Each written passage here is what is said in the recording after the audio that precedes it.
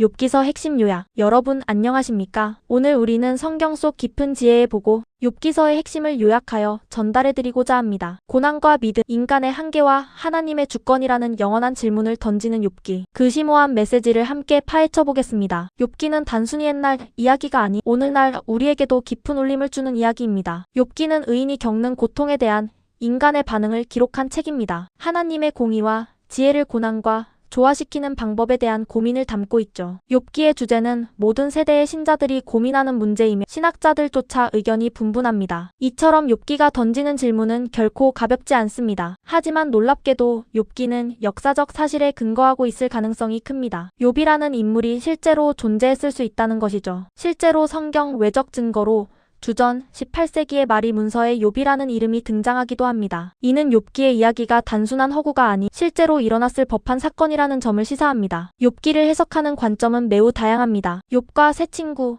엘리후의 말들을 절대적인 진리로 받아들여서는 안 됩니다. 욥기 3장부터 37장까지는 인간의 말이고 38장부터 41장까지는 하나님의 말씀으로 나눌 수 있습니다. 인간의 말은 때로는 오류를 범할 수 있으며 완전한 진리를 담고 있지 않을 수 있습니다. 욥기의 저자는 욥의 새 친구들과 같은 인과응보식 고난 개념이 잘못되었다고 주장합니다. 고난은 죄의 결과일 수도 있지만 반드시 그런 것만은 아닙니다. 현대적 윤리관과 상식으로 욥기를 해석할 때 욥의 고난은 신이 사탄과의 내기를 위해 강행한 것이라는 시각도 있습니다. 하지만 욥기는 고난의 이유를 아는 것보다 고난 가운데 하나님을 만나는 것이 더 중요하다고 강조합니다. 고난의 이유를 알 수 없더라도 하나님과의 관계 속에서 그 의미를 찾을 수 있다는 것입니다. 욥의 이야기는 십자가를 예표하며 십자가 안에서 고난의 진정한 의미와 중요성을 알 수 있습니다. 예수 그리스도의 고난은 욥의 고난과 마찬가지로 인간의 죄를 속죄하기 위한 희생이었습니다. 욥은 고난을 통해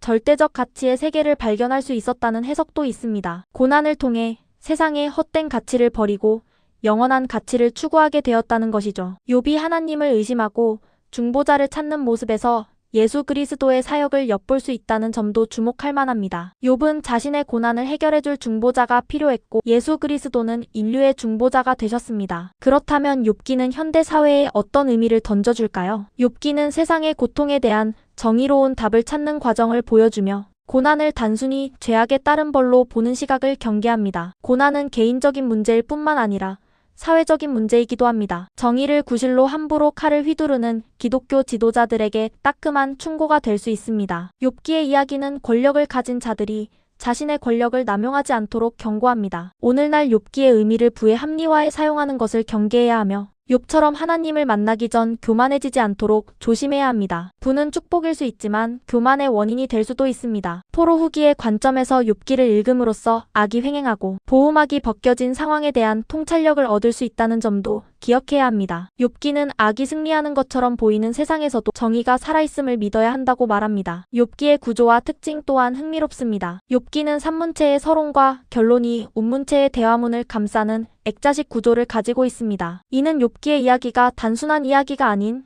깊은 의미를 담고 있다는 것을 보여줍니다. 욥기의 언어는 고대 히브리어의 특징을 보존하고 있으며 외국의 영향을 적게 받았습니다. 이는 욥기가 순수한 히브리 문학의 정수라는 것을 의미합니다. 욥기에는 하나님을 야훼, 엘로아 등 다양한 이름으로 부르고 있습니다. 이는 하나님이 다양한 모습으로 우리에게 나타나신다는 것을 상징합니다. 욥기서는 우리에게 다음과 같은 메시지를 전달합니다. 첫째, 고난은 죄의 결과만은 아니다 라는 것입니다. 때로는 이해할 수 없는 고난이 우리 삶에 찾아올 수 있습니다. 둘째, 고난 가운데서도 하나님을 신뢰해야 합니다. 욥은 고난 속에서도 하나님을 향한 믿음을 잃지 않았습니다. 셋째, 고난을 통해 우리는 더욱 성숙해질 수 있습니다. 욥은 고난을 통해 하나님을 더욱 깊이 알아가고 자신의 한계를 깨달았습니다. 욥기 23장 10절은 이렇게 말합니다. 그러나 내가 가는 길을 그가 아시나니 그가 나를 단련하신 후에는 내가 순금같이 되어 나오리라. 이 말씀처럼 고난은 우리를 단련하여 정금과 같이 만들어줍니다. 고난은 절망이 아닌 소망의 시작입니다. 어둠 속에서 빛을 발견하는 여정입니다. 욥기서는 우리에게 고난을 통해 성장하고 하나님을 더욱 깊이 신뢰하며